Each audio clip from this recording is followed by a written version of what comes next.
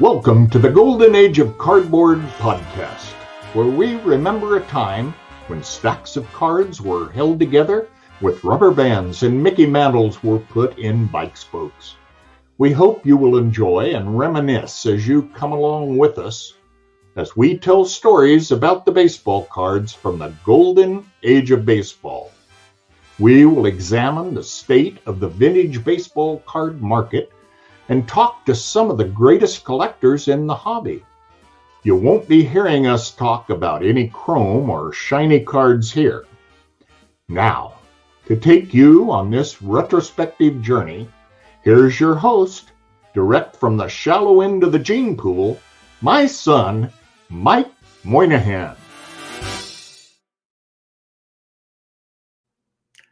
Yo and hello everybody.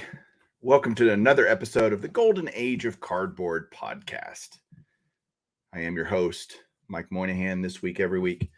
And we're in October already. It's like, oh my gosh, playoff baseball is coming. That's going to be awesome.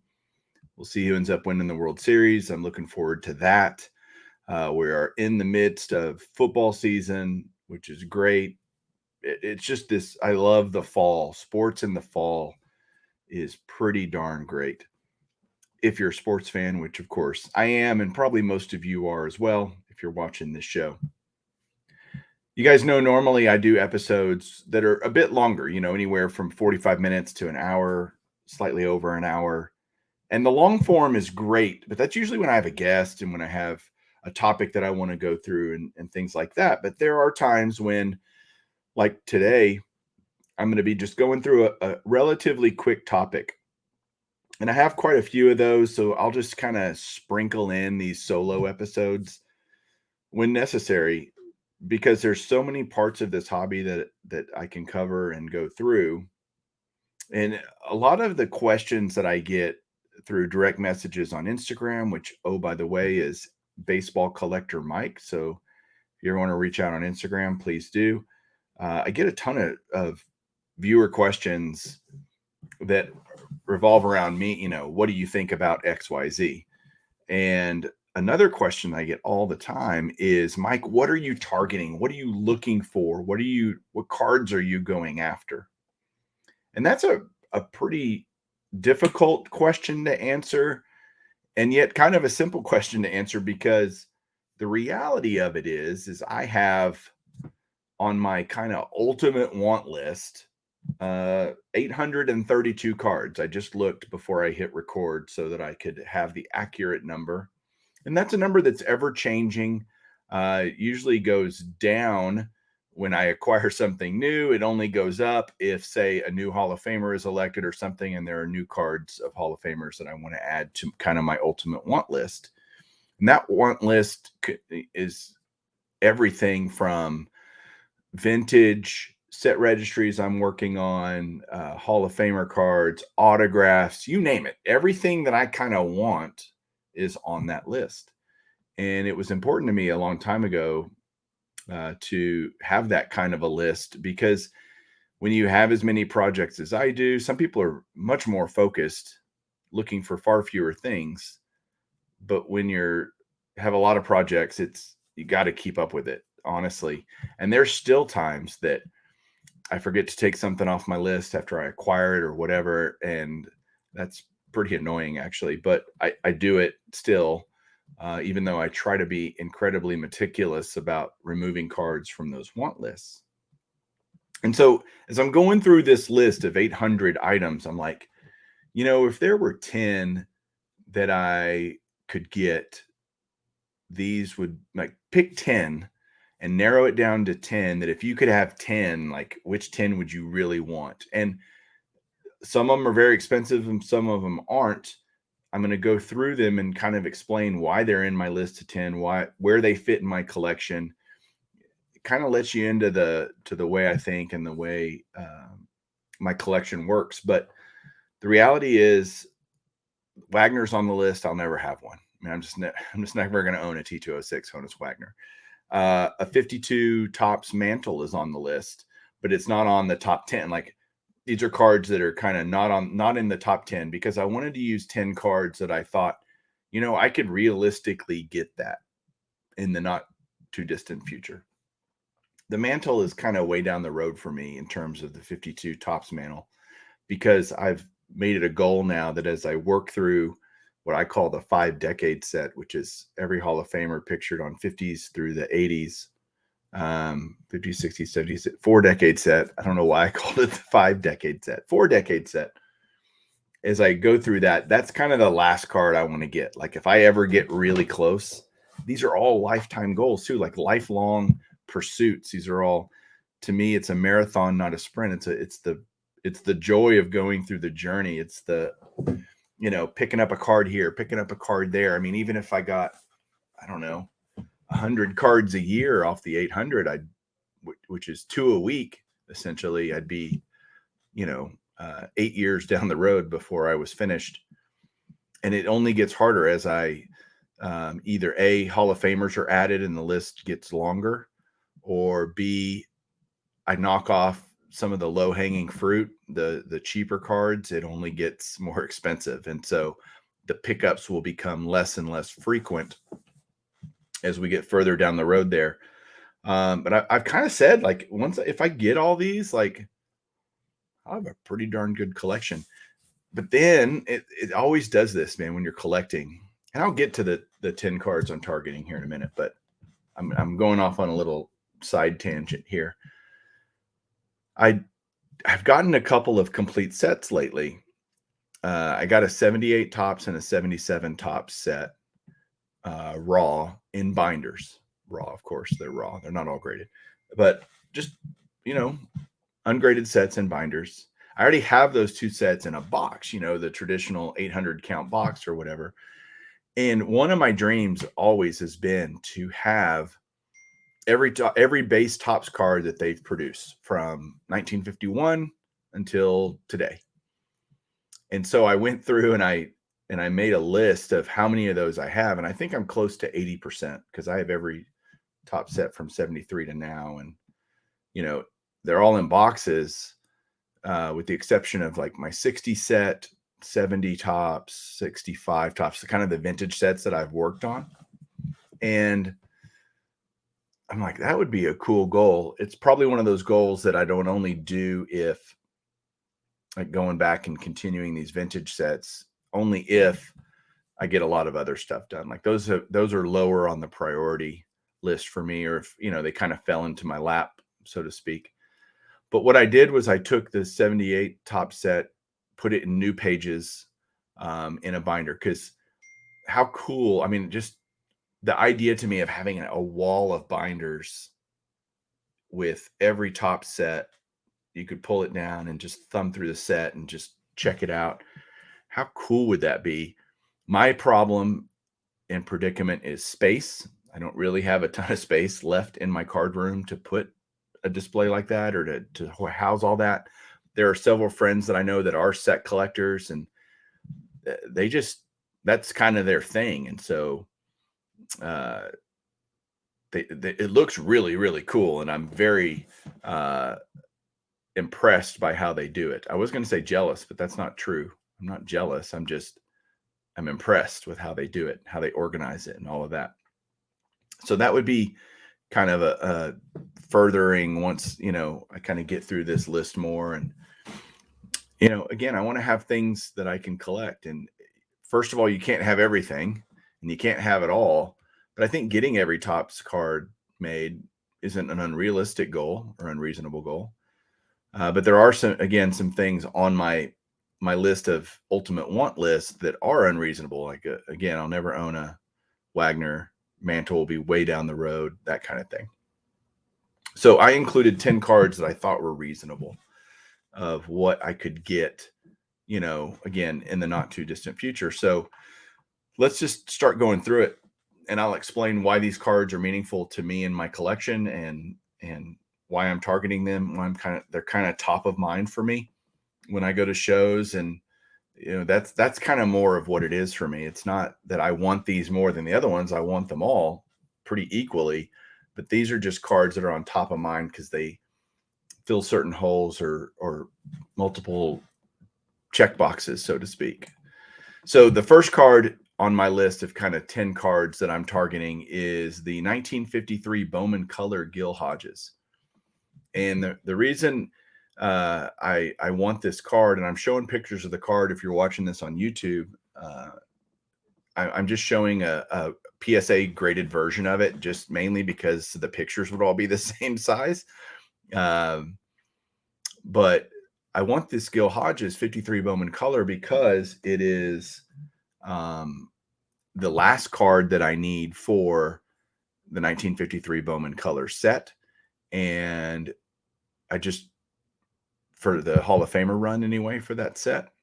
And it's one that's just kind of eluded me for a long time. I never really thought Hodges would get in the Hall of Fame. And now that he is, I'm regretting not buying all these cards years ago, because the reality is they're super expensive now. There's not a ton of graded versions.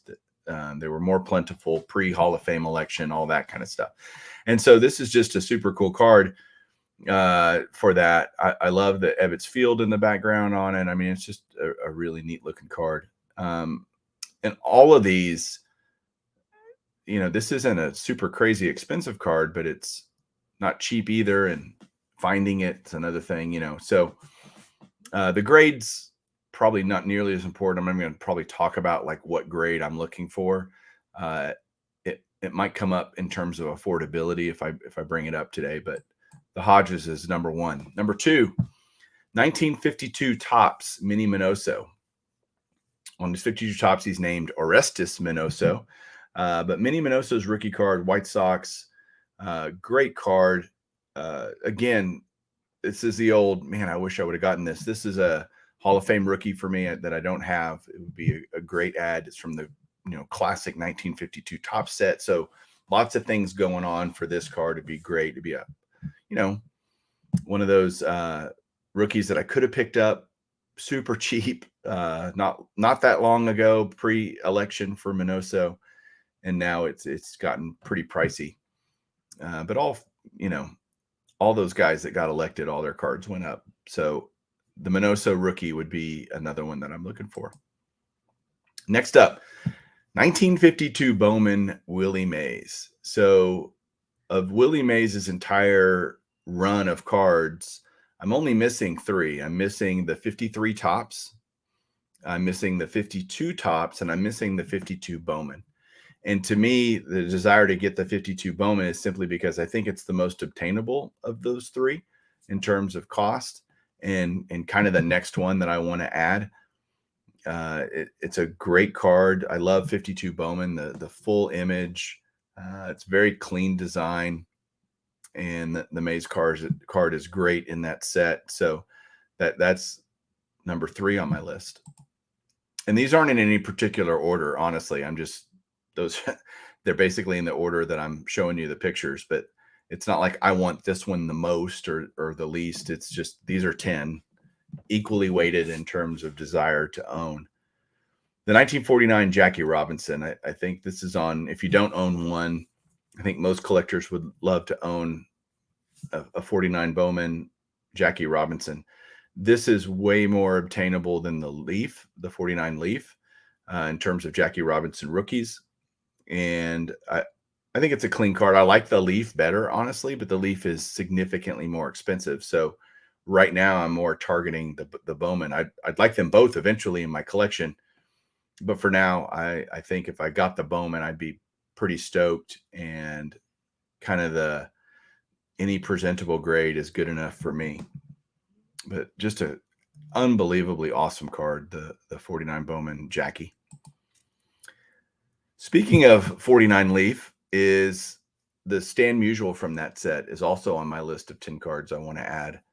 This has been a card that I targeted significantly at the National last year, and I ended up not getting it and going with the 49 Bowman Satchel Paige, and I bought a 53 Topps Mantle. So the Leaf Musial kind of got pushed to the back burner, and I still really want this card. I still really love this card, and it's now, significantly at top of mind for me as I start going to other big shows and stuff like that. Again, I'm showing it here in a PSA 7. would never be able to afford a grade like that. But, you know, it's a gettable card. It's out there. It's reasonable for what it is. So I just love the blue background on it and all those things. I really would love this to add this mutual card to my collection. Next up, the 41 play ball Peewee Reese. Hall of Fame rookie, check. 300 great cards by Mike Payne, check. So it fills a couple of boxes for me. It's not part of the 4 decade set, but it's definitely still one of those cards that I would love to own. I love the 41 play ball set. I actually like the 40 play ball set even more, which is probably unusual compared to most collectors out there. They prefer the 41 play ball because it's color. I like the 40 play ball because it's actually a photograph instead of a colored photograph like in 41. It's got natural backgrounds on 40 play ball. It is black and white, and I get a lot of people don't like that. The 40 play ball also has a lot of past stars in it, so I really just gravitate towards it. It's a really great set. So is 41 play ball, no doubt, but I prefer the 40s. But I still would love to add this Peewee Reese 41 play ball to my collection as a Hall of Fame rookie and 300 great cards card. So that would be that's up there, and this is reasonably affordable. You know, it's $400 to $500, $600, $700. It's under $1,000. You know, it's not a comma card, so it's not that you can't get them, and so it's pretty high up there in my frame of mind. The 1939 play ball Ted Williams. Oh man, again, there's so many of these cards that like A, either people can't believe I don't have them yet, or B, there's Norman barking. He's so ill-timed when he starts barking. But the 39 play ball Ted Williams, it's just one of those classic cards. I absolutely love the swing of Ted in this card. It's very clean. It's just awesome. So finding one of these in you know, a lower grade would be great. It's a super expensive card in any grade, and so I'm gonna have to find the right one and the right deal. Next up, it's the only autograph card on my list here of all these cards, but it's kind of one of the holy grails of autograph collectors. If you're a Hall of Fame autograph collector, just an autograph collector in general, this is one of the holy grails, and it's the 1994 Upper Deck Mickey Mantle, King Griffey Jr. dual autograph. It was way popular from the moment that these came out, and it has only gotten more and more popular over the years as autograph collectors have all view this as the holy grail. I mean, it's a 5-figure card pretty much any way you slice it if you're going to get it graded, if you're going to buy it graded. This is, again, one of those cards. All of these cards are cards that are expensive enough where, to me, buying them graded is kind of the only way I'd want to do it, because they're all cards that have been faked, altered, reprinted, duped, whatever, and I want to minimize the chance that would happen to me on these cards. So definitely would want to buy it graded, and it fits in the PSA set registry. Although I'm not opposed to buying them in an SGC holder or something like that. That wouldn't, you know, keep me from buying it by any means, but preferred in a PSA holder just for, again, consistency throughout my collection. But this Griffey Mantle dual autograph is, whew, it's pricey, but hopefully someday, you know, maybe I should just call this my wish list. I don't know. I don't know what to call it. And the next one is maybe a surprise to some of you, the 38 Gowdy Bob Feller. This is considered by most people Feller's rookie. It's a 300 great card of the 20th century by Mike Payne. It is just so cool that this set, often called the heads up set, you know, because it's basically a cartoon, a caricature of the player with a photograph of their head kind of put on top of it. And I really want the one that they call it with squigglies. You know, it's basically got all these little pictorials within the frame of the card. There's one that's also a blank background, nothing on the background, but I kind of prefer the squigglies one. The DiMaggio of this set is also very sought after, highly sought after, great card. And again, none of these are cheap, but would love the Feller. I just think that's such a cool card, and just a great, I love Bob Feller. So, and the last card out of the 10 is a T206 Cy Young. Cy Young has multiple T206 cards, but one where it says Cleveland, he's in the Cleveland uniform, bare hand shows is the one that I want. And that's because it is part of the 300 Great Cards set registry, which was kind of the first set registry that really got me going on collecting all kinds of different vintage stuff. And who wouldn't want a Playing Day Cy Young card? I certainly do. I don't have any as of now. And to add a card like this, if I'm going to add one, I guess is how I think I want to add this one because it fits that set registry. And there's really just hard to argue if you got any Cy Young cards in your collection. But again, if I had to choose, then that's the one I would choose. So that is kind of my list. Again, I know much shorter episode today. I don't have much more to say about that. I would love, if you're watching on YouTube, leave me comments. What cards are you targeting? What cards are kind of on your wish list? That'd be cool to know.